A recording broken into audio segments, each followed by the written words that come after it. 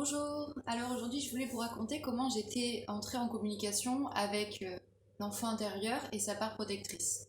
Tout d'abord, moi il a fallu que je fasse de l'espace à l'intérieur de moi pour accueillir ces parts, parce que je m'étais aperçue que plus je les entendais, plus elles étaient proches, mieux je les entendais.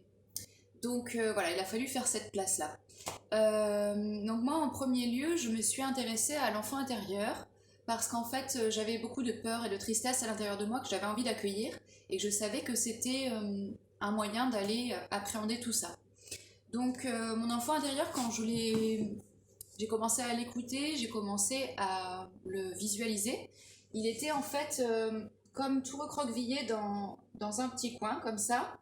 Et quand je suis allée lui demander pourquoi il était comme ça, il m'a expliqué que c'était parce qu'il avait très peur, qu'il avait besoin de sécurité, d'écoute et de réconfort aussi. Donc je l'ai pris, j'ai pris la peluche, euh, j'ai pris soin de le mettre dans un endroit où il se sentirait bien, tranquille, en sécurité. Et puis à chaque fois qu'il avait besoin de me parler, qu'il avait des choses à me dire, moi j'allais l'écouter. Voilà. Donc la place de l'enfant intérieur s'est faite à l'intérieur de moi. Il y a une place pour ça. Ensuite, 2 ans plus tard, il y a quelques mois, on m'a offert par hasard cette peluche. Et en fait, j'avais déjà bien écouté les peurs et les tristesses qu'il y avait à l'intérieur de moi avec l'enfant intérieur. Et une fois que j'avais fait ce chemin, je m'étais aperçue qu'en fait, derrière, il y avait aussi de la colère. Et donc, quand on m'a offert cette peluche, je me suis dit, ben tiens, voilà une occasion d'aller écouter ce que me disent mes colères et voilà, en savoir un petit peu plus là-dessus. Donc, et puis par ailleurs, je me suis dit, bah tiens, voilà aussi que j'ai un enfant intérieur maintenant à l'intérieur de moi, dont il faut que je prenne soin, qui est vulnérable, et ce serait quand même chouette d'avoir une part qui serait là pour le protéger. Donc, j'ai commencé à dialoguer avec cette part de moi qui était dans la colère et dans la protection de l'enfant intérieur. Et, mais cette communication ne s'est pas faite aussi rapidement, c'est pas établi aussi rapidement que la connexion avec l'enfant intérieur. Parce qu'en fait, comme je vous le disais dans une vidéo précédente, moi la colère c'était une émotion que j'avais beaucoup de mal à appréhender, euh, que je trouvais pas intéressante à aller questionner. Et donc il a fallu un certain temps pour qu'on s'apprivoise cette part-là et moi. Et quand je l'ai écoutée, les premières choses qu'elle m'a dit, c'est qu'elle avait de la colère contre moi parce qu'elle avait besoin d'appartenance, de sentir qu'elle avait sa place à l'intérieur de moi, tout autant que l'enfant intérieur, tout autant que moi, en tant que part de moi-même. Et elle avait aussi besoin d'expression, d'avoir un espace d'expression. Voilà. Donc maintenant, aujourd'hui, ces 2 parts de moi ont bel et bien leur place à l'intérieur et je leur consacre du temps parce que j'ai envie de maintenir ce lien avec chacune d'entre elles parce que je sens que j'ai encore des choses que j'ai à apprendre de cette communication avec elles. Voilà.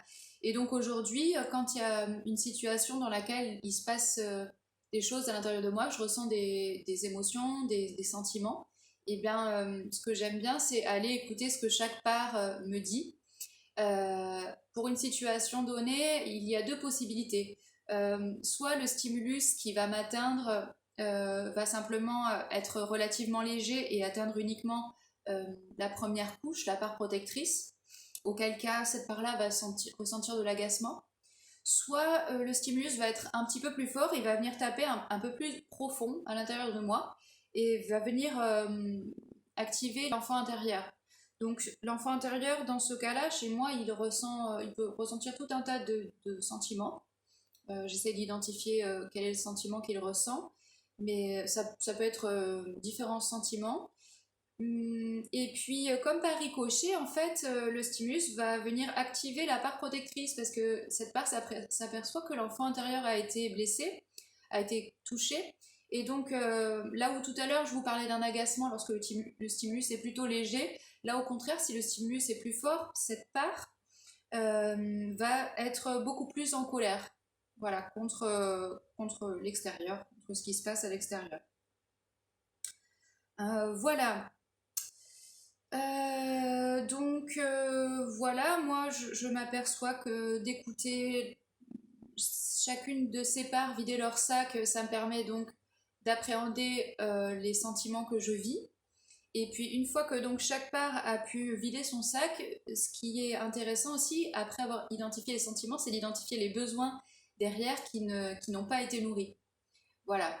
Et donc une fois que j'ai identifié mes besoins, ça me permet de mettre en œuvre parfois des stratégies pour nourrir ces besoins. Et donc voilà, cette communication intrapersonnelle, je vois qu'elle me permet une grande liberté, une grande créativité dans la manière dont je vis mes émotions, dont je vis mes besoins. Et voilà. Donc je vous parle d'émotions, je vous parle de besoins, de stratégies. Moi, c'est effectivement des concepts que j'ai connus grâce à la communication non violente.